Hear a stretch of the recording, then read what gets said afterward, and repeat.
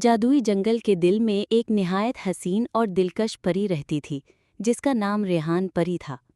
اس کی عمر 22 سال تھی اور وہ اپنی خوبصورتی، نازکی اور دلکشی کے باعث پورے پرستان میں پہچانی جاتی تھی۔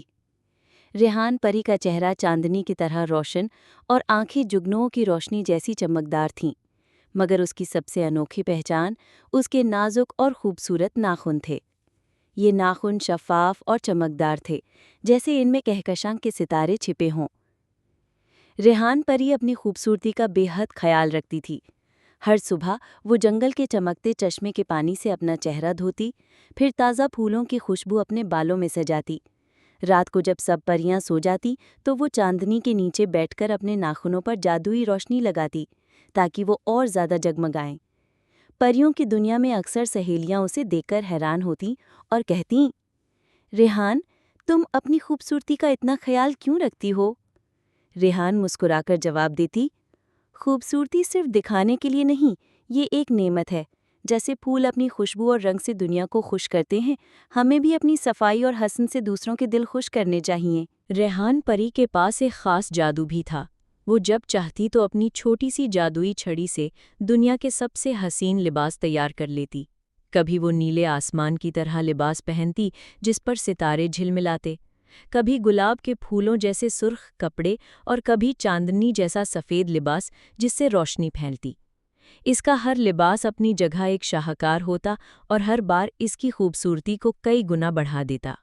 ایک دن پرستان پر مصیبت نازل ہوئی۔ ایک بری ڈائن نے سورج کو اپنے جادو سے قید کر لیا۔ آسمان پر اندھیرا چھا گیا، پھول مرجھا گئے، پرندے چپ ہو گئے اور سب پریاں خوفزدہ ہو گئیں۔ اندھیرے کی وجہ سے پرستان کا حسن ماند پڑ گیا اور سب دل اداس ہو گئے۔ تمام پریاں دربار میں جمع ہوئیں۔ وہ پری رانی کے پاس گئیں اور کہا، ہم کیا کریں؟ سورج کے بغیر تو سب کچھ ختم ہو رہا ہے۔ اسی لمحے ریحان پری آگے بڑھی۔ اس نے اپنے جگمگاتے ناخنوں کو روشنی میں بلند کیا اور کہا، اگرچہ سورج ڈائن کے قبضے میں ہے، مگر ہم امید کا چراغ بجھنے نہیں دیں گے۔ میں اپنی روشنی اور جادوئی لباسوں کی طاقت سے اندھیروں کو شکست دوں گی۔ پری رانی نے اسے دعائیں دیں اور سب پریاں اس کے ساتھ چل پڑیں۔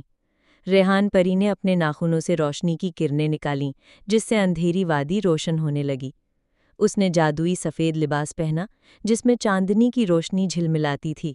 جیسے ہی وہ آگے بڑھی، اندھیرا پیچھے ہٹنے لگا۔